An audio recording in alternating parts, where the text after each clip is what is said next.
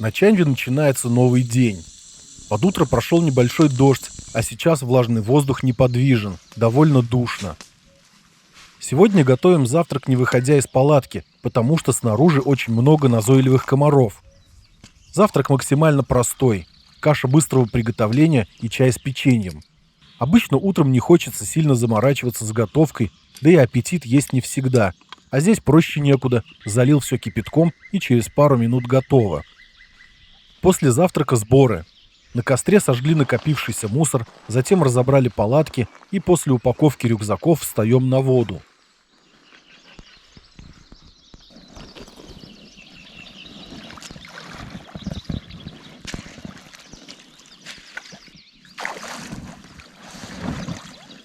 Отсюда до устья Чаньвы остается немногим более 2 километров. Сразу от галечной косы начинается небольшой перекат.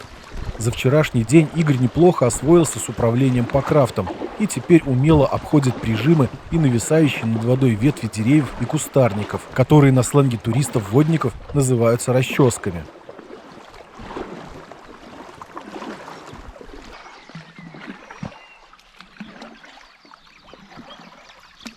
Скорость течения очень хорошая.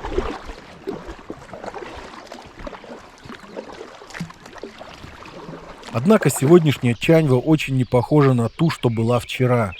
Нет высоких скалистых берегов, нет густой тайги, вплотную подходящей к воде, только сплошные заросли кустарниковой ивы, бесконечно тянущиеся вдоль реки. Но совсем скоро мы подошли к ее устью.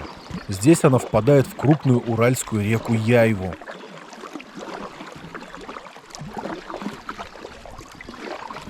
Уже не раз нам доводилось переходить из одной реки в другую, и всегда этот момент был немного волнительным и радостным. Словно каждый раз, проходя устье и попадая в русло более крупной реки, делаешь небольшое открытие, пусть и только для самого себя. Кажется, будто в этом месте находится некая грань, разделяющая прошлое и будущее. Позади остается пройденная река, а впереди еще неизведанная, которую пройти только предстоит. Ура, товарищи!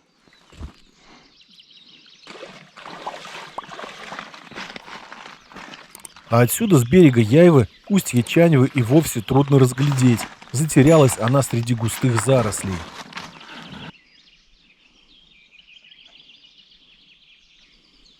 Мы тем временем приметили стоянку и вышли на несколько минут, чтобы отдохнуть и осмотреться.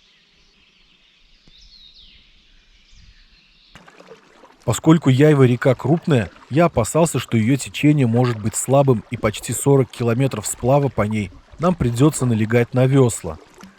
Но мои опасения не подтвердились, скорость течения оказалась хорошей, часто встречались перекаты. Вода в Яйве тоже радовала своей чистотой и прозрачностью. Пройдя острова Кобыли и Попов, приметили вдалеке высокие скалы. Скал на нашем маршруте по Яйве будет немного, буквально пара протяженных камней по обоим берегам, практически друг напротив друга. Однако их размеры очень внушительны. Высота достигает 180 метров над уровнем реки.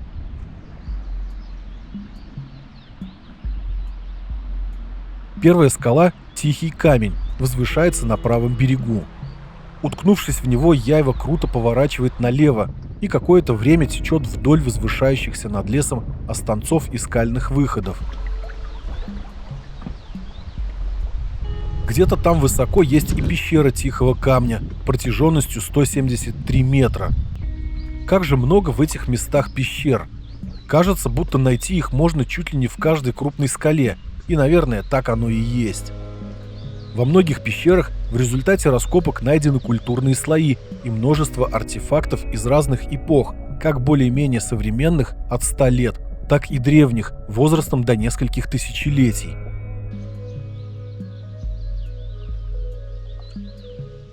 Пока мы проплывали вдоль Тихого камня, солнечная погода сменилась пасмурной. Низкая облачность нависла над рекой, вода в ней будто сильно потемнела, а сама река стала казаться бездонной.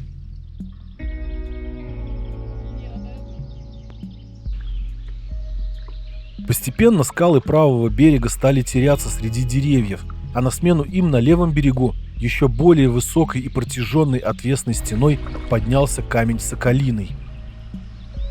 Здесь Яйва вновь делает поворот, перед этим разделяясь на две крупные протоки островом Сокольем. Мы пошли по левой, чтобы проплыть поближе к скале. Сначала к реке подходят совсем низкие ее выходы, сплошь покрытые мхом. Однако постепенно из леса выступает и приближается основная часть камня.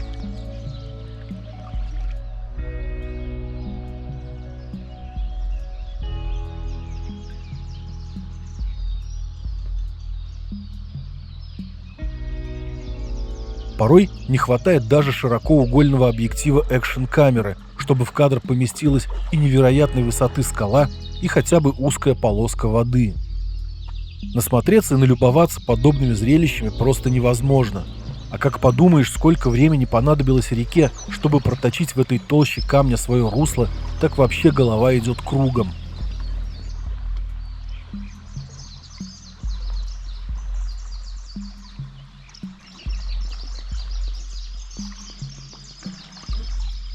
Постепенно Соколиный камень становится все ниже и ниже, но ближе к своему окончанию он обрывается прямо в воду. Высокая и быстрая весенняя вода каждый год полирует скалу, не давая лишайникам разрастись на ней, а уходя оставляет после себя широкую светлую полосу высотой около 1,5 метра. На такую высоту она поднимается здесь, неся талые воды Суральских гор. Естественно, такое хочется рассмотреть поближе, и мы вплотную подходим к скале. Камни Тихий и Соколиный образуют подобие каньона шириной около 500 метров и длиной 3 километра. Место уникальное и очень впечатляющее. Вскоре вновь на правом берегу показывается еще один небольшой скальный останец. Это камень Вязовый. Перед ним одноименный остров с узкой правой протокой, в которую мы, не раздумывая, направляем свои лодки. Здесь снова можно почувствовать уют небольшой таежной реки.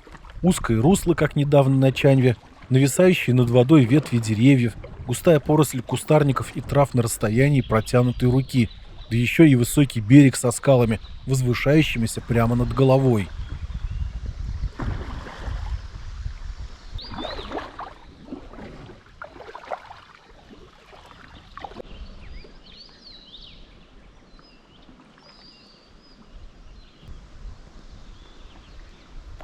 Примерно через километр остров Вязовый заканчивается, и наша узкая протока сливается с основным руслом Яйвы. Вскоре, однако, показывается еще один крупный остров – Кедровый. Напротив него на правом берегу послышалось журчание небольшого ручья. Мы остановились, чтобы пополнить в нем запасы питьевой воды.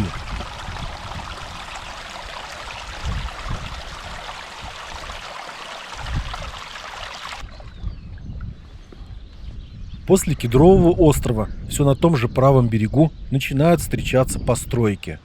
Здесь, на большой излучине реки Яйвы, расположился небольшой поселок с интересным названием Камень. В сам поселок мы заходить не стали, но напротив него приметили стоянку. Время уже подошло к обеду, так что она пришлась как раз кстати.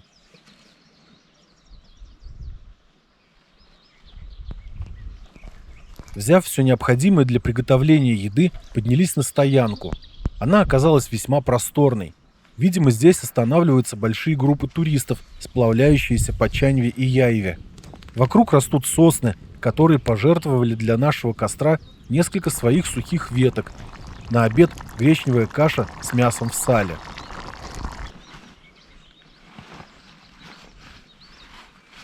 Подкрепившись и отдохнув, отправляемся дальше. Река уже приобрела равнинный характер, и однообразные берега бесконечными зелеными полосами потянулись по обеим ее сторонам. Во время обеда ненадолго выглядывало солнце, но потом серая хмарь вновь затянула небо, став как будто еще плотнее. В воздухе, как и утром, чувствуется высокая влажность. Кажется, что вот-вот пойдет дождь, и вскоре он действительно пошел. но, к счастью, совсем слабый, ненавязчивый и довольно быстро закончился. На очередной галечной косе вышли на отдых. На другом берегу кто-то тоже отдыхает, видна палатка. Да и в целом на реке стало заметно больше людей. Изредка нас продолжают радовать перекаты и быстрины.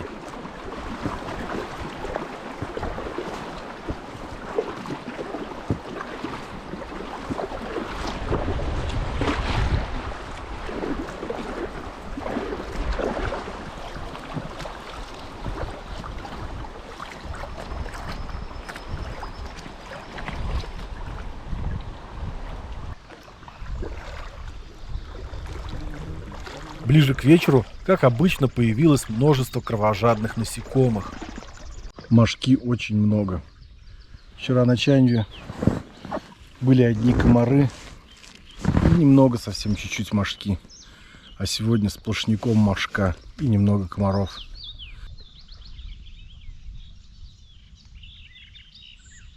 День подходит к своему завершению. Значит, пора подыскивать место для стоянки.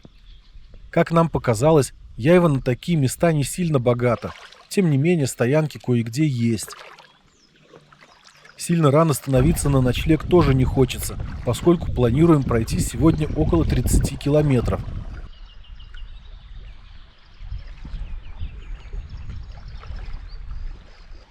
Ближе к 6 часам вечера, чуть ниже поселка База, на излучине реки увидели вытоптанный спуск к воде. Как раз, кстати, прошли ровно 30 километров. Подняв, как обычно, все вещи на высокий берег, разбили лагерь. Первым делом, конечно, хочется отдохнуть, расслабить уставшую за день спину. Поэтому после установки палаток отправляемся полежать хотя бы полчаса. Ужин готовить пока что рано, так что время на отдых есть.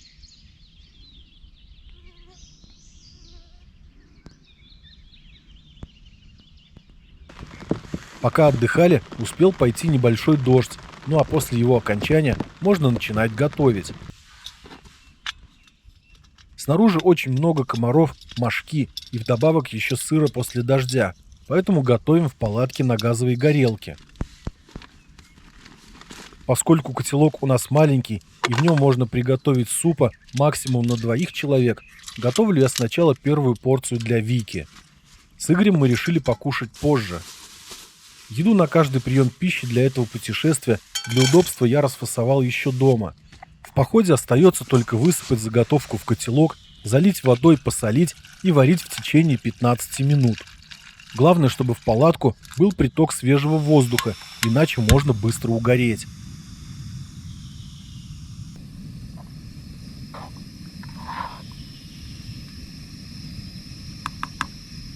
Готовить для нас с Игорем я решил снаружи. За день уже достаточно насиделся. Да и комары нас кусают меньше, чем Вику, так что и поужинали мы тоже снаружи с видом на реку и на разыгравшийся над ней закат.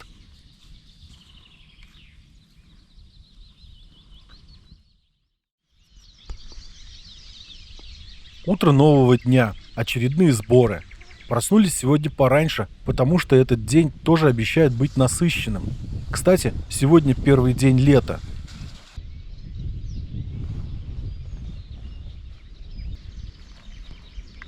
Встаем на воду в половине 9 с расчетом на то, что пройдем по Яйве примерно 11-12 километров и доберемся до поселка Яйва в районе полудня. Там нам надо будет разобрать водное снаряжение и ехать уже на машине в другие интересные места.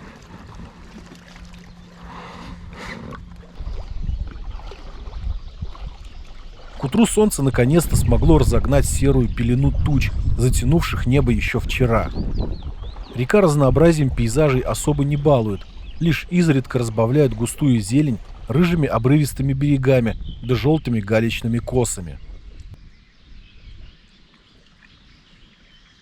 Течение стало заметно слабее, иногда встречный ветер заставляет чаще и сильнее работать веслами.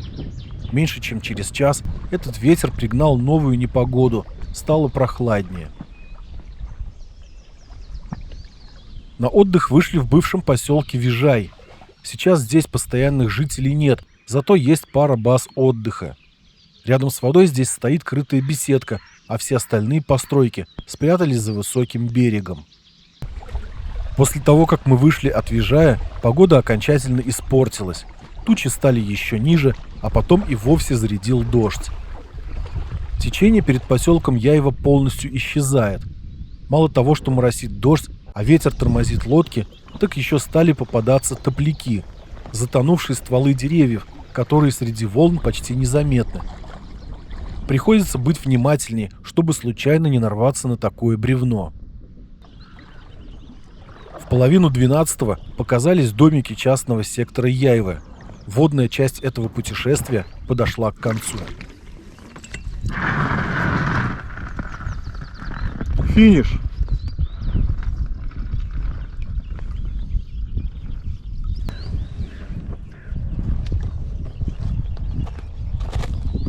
Прежде чем отправляться дальше, нам нужно частично переупаковать вещи и снаряжение, помыть покрафты, просушить их и свернуть. Сушить покрафты мы стараемся так, чтобы даже в складках между баллонами и дном не оставалась влага. Если где-то вода останется, в ней может разрастись плесень, и она постепенно начнет портить лодку, сокращая срок ее службы.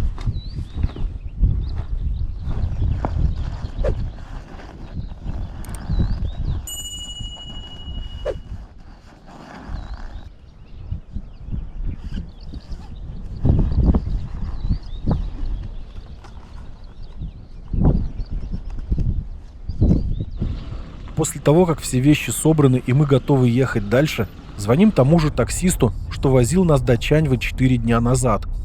Он довез нас до машины, оставленной на стоянке в поселке. Сделав пересадку, едем в сторону другого поселка, который называется Усьва.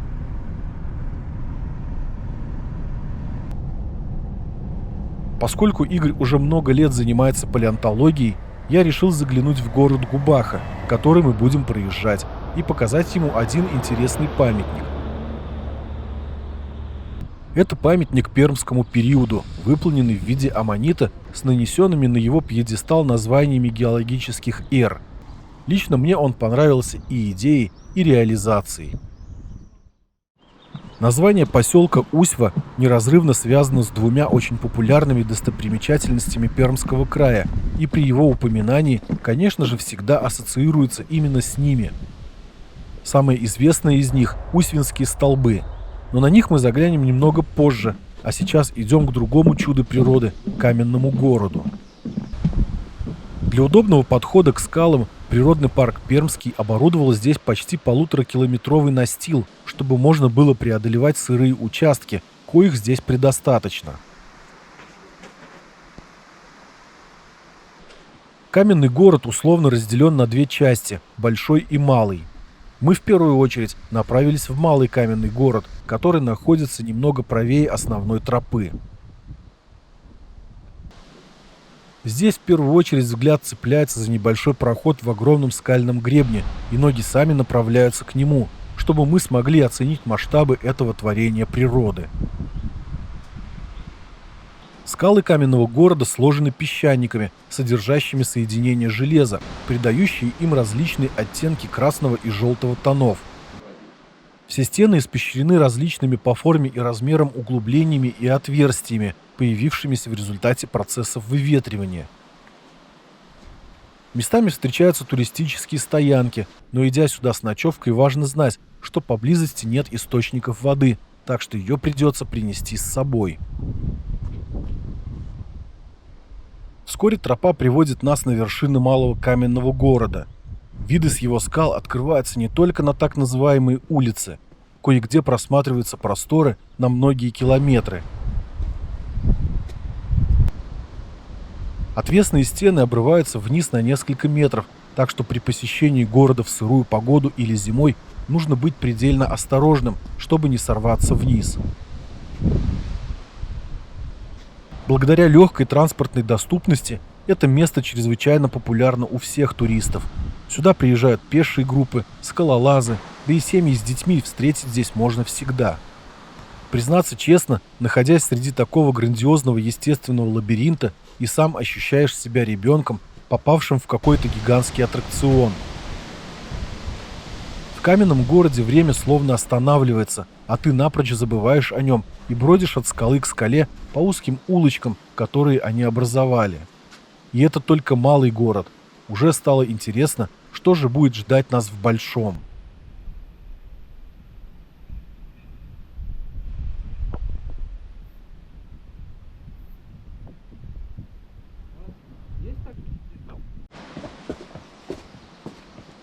Вот и настал черед большого города.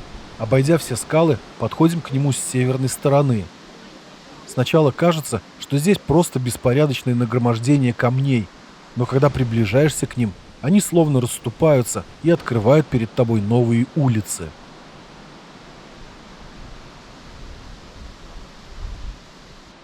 Свое название каменный город получил благодаря приезжающим сюда туристам. Они назвали его так за схожесть расщелин и высоких скал со зданиями и улицами древних городов. Местные же жители из расположенных рядом поселков Шумихинский и Юбилейный знают это место исключительно как черепахи, благодаря двум здешним скалам, имеющим в своих силуэтах общие черты с этими животными. Еще говорят, что раньше жители поселка Усьва называли каменный город чертовым городищем. Такое название часто давали различным нагромождениям скал в лесной чаще, и чертовых городищ довольно много по всей нашей стране. Улицы каменного города достигают в высоту 12 метров, а ширина их колеблется от 1 до 8. Высшая точка расположена в 526 метрах над уровнем моря и является главной вершиной хребта Рудянский спой. Находится вершина в его южной части. Хребет этот растянулся от реки Усьва в одноименном поселке до реки Косьва в городе Губаха. Кстати, в северной части он заканчивается горой Крестовой, на которой находится один из популярнейших горнолыжных комплексов на Среднем Урале, а также проводятся различные мероприятия и фестивали. Некоторые улицы города даже имеют название. Есть здесь проспект, есть площадь, расположившаяся как раз между черепахами. Самих черепах здесь две, тоже большая и малая. Хотя одну из них в последнее время все чаще называют пернатым стражем, за схожесть еще и с сидящей птицей. Оценить размеры большой черепахи можно прямо сейчас, благодаря Игорю, машущему у ее подножья.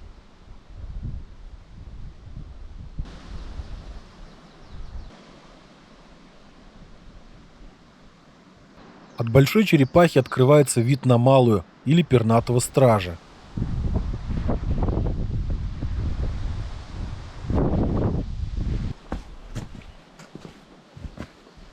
Я уже говорил, что каменный город напомнил мне естественный лабиринт. Думаю, с непривычки здесь можно даже немного заплутать.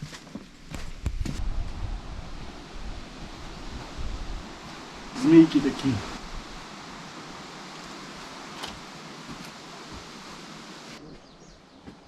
Хотя скалы каменного города в настоящее время находятся на вершине горы, много миллионов лет назад они сформировались в дельте древней реки, впадавшей некогда в древнее Пермское море.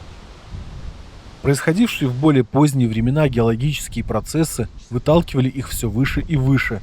Породы трескались, вода, ветер и перепады температур вытачивали из них те скульптуры, которые мы можем видеть сейчас, спустя огромное время после их зарождения.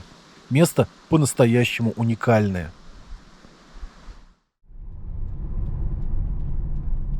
Тем временем день близится к своему завершению, а мы отправляемся в поселок Усьва. На Усьвинские столбы сегодня уже не пойдем, устали. Завтра в нашем распоряжении целый день, успеем и на столбы сходить, и доехать до дому.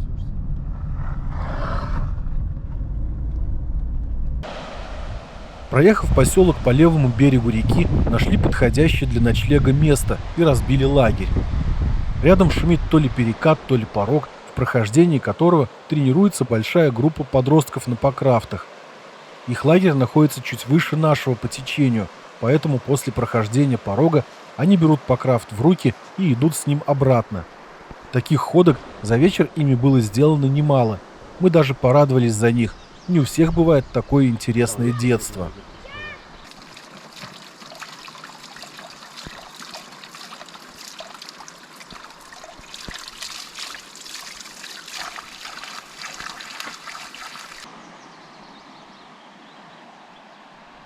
После того, как сделали все дела в лагере, немного отдохнули, а после принялись за приготовление ужина. Стоянка сегодня нам досталась с красивыми видами и даже с удобствами.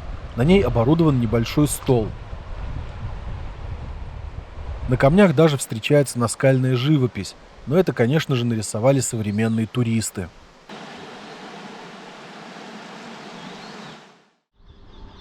Вот и наступил последний день этого небольшого путешествия. Собрав все вещи, доехали до стоянки неподалеку от железнодорожного моста. Именно здесь начинается тропа до Усвинских столбов. Пройти пешком предстоит около 5 километров. Проскочив под одной из арок моста, тропа проходит через небольшую базу отдыха и постепенно начинает набирать высоту. Поскольку тропа идет по крутому правому берегу Усьвы, передвигаться по ней нужно довольно аккуратно, особенно если ее подмочит дождем.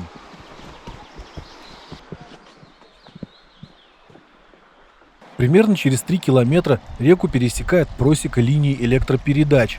Здесь есть родник, в котором хорошо пополнить запасы воды перед подъемом на столбы и умыться студеной водой после скачек по тропе. По просеке к реке подходит грунтовая дорога, которая дальше идет вдоль воды, и идти становится намного легче. Чем ближе дорога подходит к столбам, тем чаще встречаются туристские стоянки. Информационные стенды на тропе расскажут и об Усвинских столбах, и о краснокнижных растениях, которые можно здесь встретить.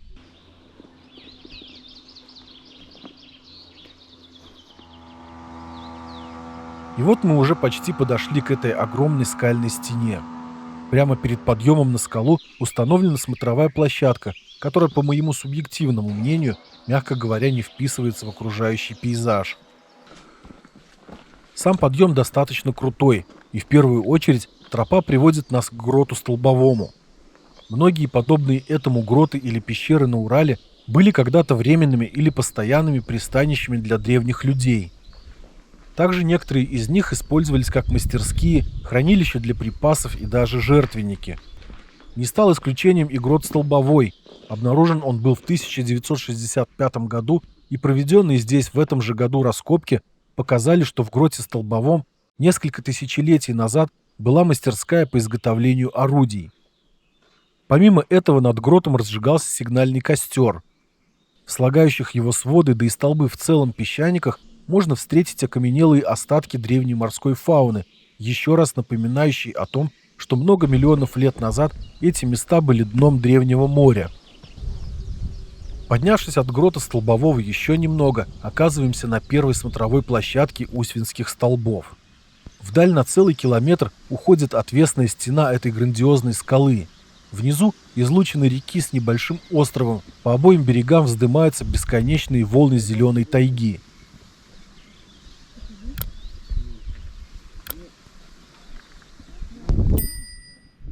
Таких смотровых площадок здесь несколько, и с каждой открывается новый, неповторимый вид. От одной площадки к другой ведет хорошо натоптанная тропа, так что найти их несложно. Высота скал над уровнем реки достигает 120 метров. Но самый впечатляющий и имеющий наибольшую популярность считается скала Чертов Палец. Перед ним тропа петляет среди глубоких и довольно опасных расщелин. Однако вид, который открывается на эту особняком стоящую и держащуюся на честном слове огромную каменную махину, способен вскружить голову. Но если спуститься с основной скалы на пару уступов, опять же минуя опасные участки, попадаешь на небольшую, нависающую над пропастью площадку. Именно здесь находится самое излюбленное туристами место для фотографирования на фоне Чертова Пальца и Усвинских столбов.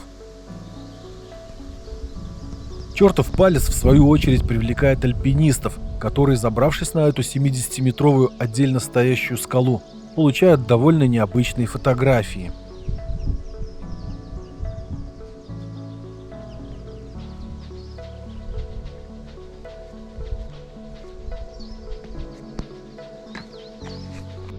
Вот и подошло к концу очередное наше путешествие.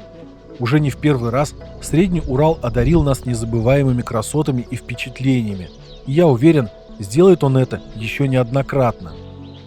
Его невысокие пологие горы с каменными останцами, скалистые берега бурных рек, богатая история городов и поселков всегда будут притягивать к себе. Ну а нас ждет долгая дорога домой.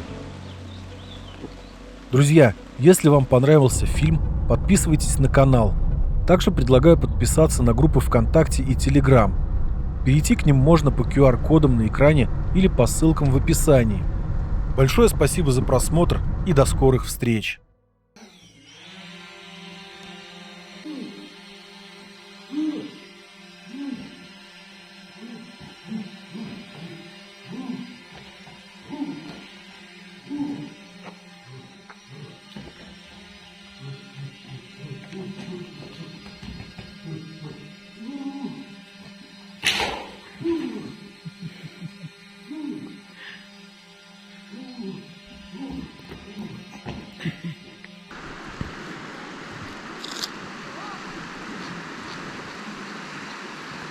Цибуля. Икши. От души. И супчик давай, сам.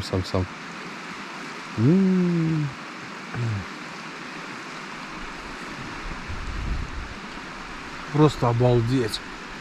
Это просто перфекто. Белиссимо!